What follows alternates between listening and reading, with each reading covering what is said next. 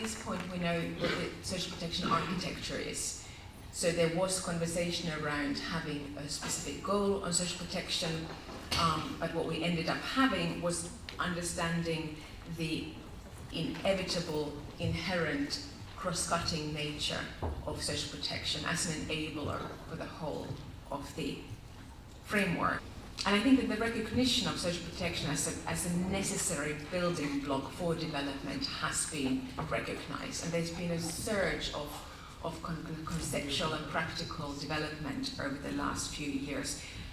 2015 est l'année européenne pour le développement. Tout au long de cette année, nous nous sommes attelés à mieux expliquer aux citoyens, aux acteurs institutionnels pourquoi la coopération au développement est de la responsabilité de tout un chacun. La coopération au développement est dans notre intérêt à tous. Une région de non-droit dans le Sahel n'est pas l'intérêt de l'Europe, tout comme l'instabilité dans la Corne de l'Afrique ou les drames au quotidien de l'Afghanistan, au Yémen, ou en Syrie ou en Irak. Il s'agit de pays et de régions entières où la protection sociale et la protection tout court sont aux abonnés absents, où les jeunes ne voient plus d'avenir et n'ont donc aucun autre choix que celui de la migration avec les conséquences que nous connaissons.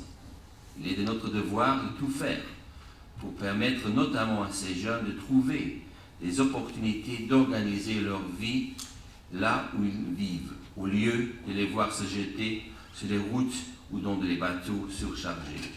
Pour toutes ces bonnes raisons et bien d'autres, je plaide en faveur d'un engagement déterminé dans la coopération et l'action humanitaire, et pour un plaidoyer aussi fort que possible pendant cette année européenne pour le développement et au-delà.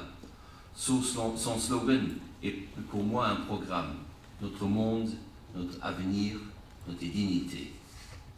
Beaucoup a été accompli ces dernières 15 années et l'Europe, en tant que premier bailleur d'APD au monde, a joué un rôle important dans l'attente de certains objectifs du millénaire. Ce n'est qu'une Europe forte et unie qui nous permettra de canaliser nos efforts conjoints de développement vers des objectifs de durabilité à long terme dans ces trois dimensions, économique, écologique et sociale. L'agenda d'Addis va même jusqu'à établir un nouveau pacte social dans lequel tous les pays s'engagent à mettre en place des systèmes de protection sociale solides, appropriés et financièrement soutenables.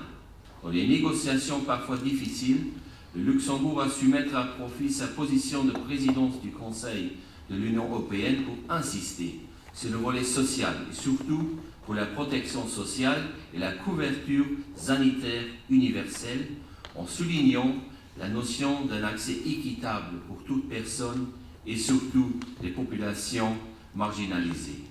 J'aimerais souligner ici une des phrases clés de la déclaration politique à ce sujet.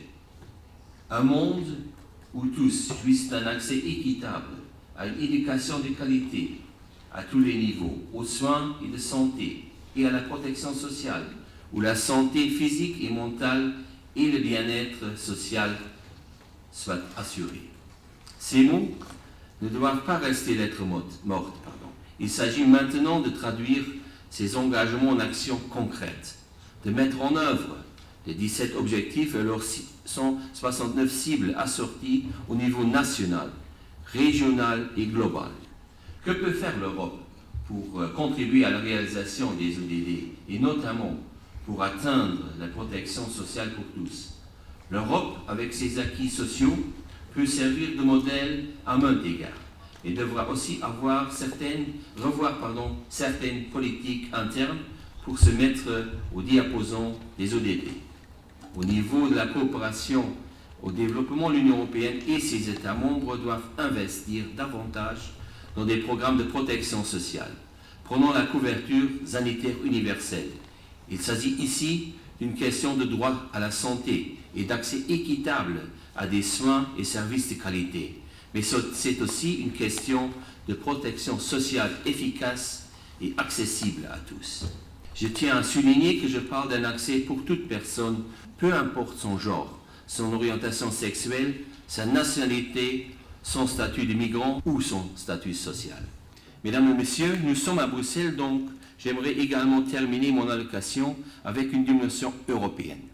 Je me réjouis de voir une action plus cohérente et efficace de l'Union européenne à travers les conclusions du Conseil adoptées le 20 juillet de cette année sur un nouveau plan d'action de l'Union européenne en faveur des droits de l'homme et de la démocratie. Dans l'Union européenne, chaque État membre, mais aussi les 28 dans leur ensemble, devront examiner comment se doter d'une méthode et de moyens adéquats pour répondre aux ambitions de développement durable. Ceci aura des répercussions sur nos politiques externes, mais également internes. Ce dernier volet ajoutera de la crédibilité à notre action extérieure.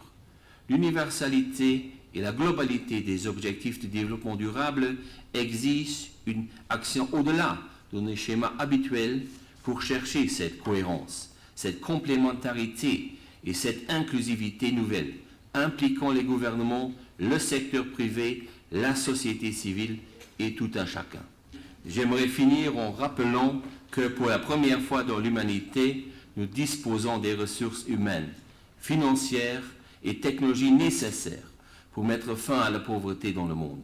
Chaque pays, chaque acteur, chaque personne doit assumer ses responsabilités et contribuer à traduire en action les engagements forts que nous tenons dans la main aujourd'hui. Je nous rappelle donc tous à l'action. I'm really pleased about Solidar taking up the subject of social protection. The MDGs were aid-orientated goals. The eighth goal was what the richer countries would do to help the developing countries reach the 7 goals. The SDGs are different. The SDGs, Luxembourg will have a plan, Britain will have a plan, I hope, France will have a plan, all countries will have a plan, the EU will have to have a plan, as well as Nigeria, Kenya, Mali, etc. Because the problems of climate change, the problems of footloose capital, the problems of making sure companies pay their taxes, the problems of tackling growing inequalities are ones shared by all countries. Unless we can raise funds, I think we need economic growth, and I think we need to be making sure governments can raise resources and use those resources to fund the kind of decent public services the Minister has just been speaking about. And without those resources, we won't be able to do it. We hear all the time that we can't afford social protection, that it's not that, we've got a modern world, we have to compete, and it's a kind of race to the bottom in terms of making cuts in public expenditure. But I think we have to remember that in 1945, after that war, we actually did that. We actually brought these social protection schemes in the aftermath of a terrible war, when public finances were really stretched. So I think it's about political will, and it's about making sure you prioritise the right things. And of course, in developing countries, this need for social protection, as Ban Ki-moon said, is even more urgent. It would be much cheaper to set up a decent primary health system in Sierra Leone than it would have been to actually throw money at the problem of Ebola. So I very much hope that we don't repeat the same history again, that we make sure that countries like Sierra Leone have a decent health service, that they have decent public provision. Because if we don't do that, I don't think we'll make progress. So there's a lot to do. The SDGs have been agreed. We've got to now press from warm words to delivery in our different countries. I hope you will help us as organisations to monitor the plans, to make sure they happen, to make sure each of your countries has a plan. If we don't actually get this right in the next few years, we have a lot of populism politically in many countries, and populism can lead to extremism. But if you want people to have faith in political systems, you've got to deliver for them. You've got to deliver on their basic needs. And that's why I think the theme of your conference is so important this morning. What is important to stress is really that social protection encompass all the SDG framework. They are really embedded in the logic of the new SDG as compared in particular the previous framework where they didn't really feature. And from that point of view, I think that the SDG really constitute a game changer. The new SDG are creating a new sense of of action on this area, although of course in order to have, let's say, the real implementation, as we know, it is a medium to long term commitment. I think that this in the end all boils down to a universal concept, which is to provide, to help providing people with the choice, with opportunities, basically not to, so as they do not find themselves in a situation where they are basically obliged to leave because they don't have access to basic rights, they don't have opportunities in terms of employment or food security. We can say that within the EU development cooperation, social protection is an emerging area of intervention. There is more and more attention given to that. In recent years, 400 million have been invested in more than 30 countries. Of course, a lot of work is in front of us. I cannot prejudge of how the European Union institution will decide how to implement the new framework, especially because of its universality. This touch upon a number of dimensions, including Europe 2020 and of course also the international cooperation, development cooperation. There is a lot of technical work ongoing, which is not always very visible, but is very relevant on measurement, on indicators. These are key issues, because one elements of the new framework is also to have a more solid measurement framework in order to make it sure that government are accountable for the progress they are able to achieve. There is a new situation emerging, I think.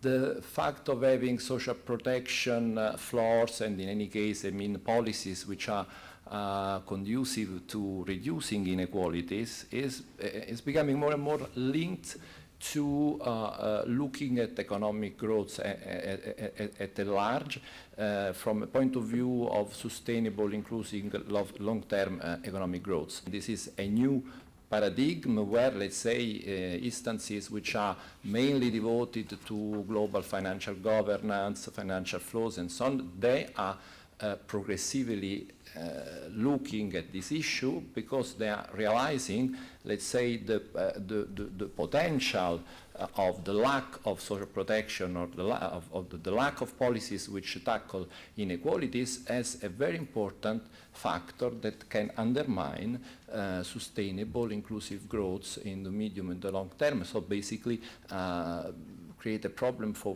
the general economic prosperity of the planet. So let's say, just to conclude, I think that the idea of not leaving anybody behind is a bit the key message that we can keep in mind, that comes out from the SDGs and on which we should collectively work. Donc ce n'est pas exclusivement une question de moyens, c'est avant tout une question de volonté politique. Et nous sommes là pour faire un peu l'inventaire des obstacles qui s'opposent encore à l'instauration d'une sécurité sociale pour tous.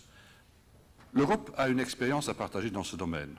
Un système basé sur l'économie sociale de marché inclut bien entendu la sécurité sociale. Elle est présente dans tous les pays. Certes, il y a des différences de fonctionnement d'un pays à l'autre. Néanmoins, si l'on fait un regard en arrière, avec un certain recul, on peut quand même constater que la crise de 2008, qui a frappé très fort, a pu être atténuée en quelque sorte par l'existence de la sécurité sociale. Une somme fixée par la loi a pu rester dans le circuit et être consacrée à l'aide aux plus vulnérables, à tout le monde, mais y compris les plus vulnérables, aux enfants, aux femmes, aux pauvres, aux gens menacés de précarité. Donc je crois que la sécurité sociale a déjà fait ses preuves en Europe.